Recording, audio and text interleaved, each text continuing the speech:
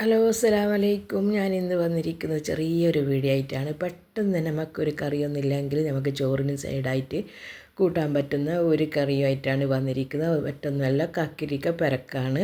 പെട്ടെന്ന് തന്നെ നമുക്കിത് സിമ്പിളായിട്ട് ഈസി ആയിട്ട് ഉണ്ടാക്കാൻ പറ്റും. അതുപോലെ തന്നെ നല്ല ടേസ്റ്റുമാണ് നമ്മൾ ചോറിനൊക്കെ ഇങ്ങനെ പരക്കിയിട്ടൊക്കെ കഴിക്കാൻ വേണ്ടി. അത് എങ്ങനെയാണ് ഉണ്ടാക്കുന്നത് നമുക്കൊന്ന് പെട്ടെന്ന് തന്നെ നമുക്ക് വീഡിയോയിലേക്ക് പോവാം. വീഡിയോയിലേക്ക് പോകുന്നതിന് മുമ്പിൽ പ്ലീസ് നിങ്ങൾക്ക് എൻ്റെ വീഡിയോ ഇഷ്ടപ്പെടുന്നുണ്ടെങ്കിൽ ലൈക്ക് തരണം, സപ്പോർട്ട് തരണം, അതേപോലെ തന്നെ സബ്സ്ക്രൈബ് ചെയ്യണം. ഞാൻ കക്കരിക്കപ്പരക്ക് ഉണ്ടാക്കാൻ വേണ്ടി എടുത്തിരിക്കുന്നത് 2 ചെറിയ കുക്കമ്പറാണ്. അതുപോലെ തന്നെ ചെറുനാരങ്ങ, ഒരു 3 ചെറിയ ഉള്ളി, ഒരു 3 വെളുത്തുള്ളി, 2 പച്ചമുളകാണ്. തേങ്ങയുണ്ട്, തേങ്ങ ഞാൻ പിന്നെ കാണിച്ചു തരാം. നമ്മൾക്ക് കക്കിരിക്ക നമുക്ക് ഇതേപോലെ തന്നെ നുറുക്കിയിട്ട് കൊണ്ടുവരാം. ചെറിയ കഷ്ണങ്ങളാക്കിയിട്ട് തന്നെ അരിയാൻ നോക്കണം. നന്നായിട്ട് കനം കുറച്ച് തന്നെ അരിയണം, എന്നാലേ പുരക്കുണ്ടാക്കി കഴിഞ്ഞാൽ കഴിക്കാനൊക്കെ നല്ല ടേസ്റ്റ് ഉണ്ടാവും.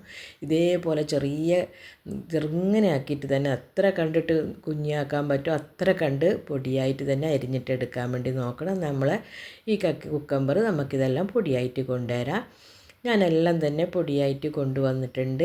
ഇനി നമ്മൾക്കൊരു മിക്സിൻ്റെ ചെറിയ ജാർ എടുത്തതിന് ശേഷം അതിലേക്ക് നമ്മൾ എടുത്ത് വെച്ച പച്ചമുളക്, ഉള്ളി, വെളുത്തുള്ളി എല്ലാം ചേർത്ത് കൊടുത്തതിന് ശേഷം അതിലേക്ക് ഞാനൊരു 1/4 കപ്പ് തേങ്ങയാണ് ചേർത്ത് കൊടുത്തിരിക്കുന്നത്. അതെല്ലാം ചേർത്ത് കൊടുത്തതിന് ശേഷം നമുക്ക് ഇതൊന്ന് ചട്ടിനിക്ക് അരക്കുന്നത് പോലെ തന്നെ നമ്മൾ ചമ്മന്തിയൊക്കെ അരക്കുമല്ലോ, അതേപോലെ വേണം ചതച്ചിട്ട് എടുത്തിട്ട് കൊണ്ടുവരാൻ. നല്ലതുപോലെ അരയാതെ നോക്കണം.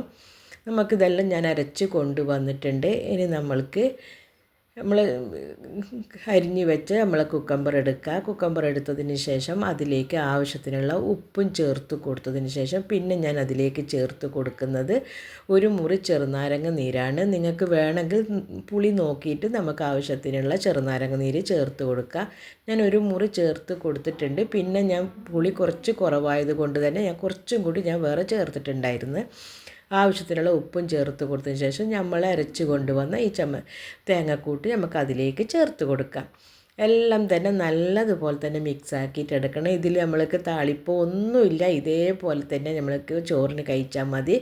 സിമ്പിളായിട്ട് തന്നെ നമുക്ക് ആരെങ്കിലും വന്നിട്ടുണ്ടെങ്കിൽ പെട്ടെന്ന് തന്നെ ഒരു കറിയാക്കി അതിന് സൈഡായിട്ടൊക്കെ നമുക്ക് കൊടുക്കാൻ പറ്റുന്നുണ്ടെങ്കിൽ നമുക്കിതങ്ങനെയൊക്കെ ആക്കിയിട്ട് കൊടുക്കാം.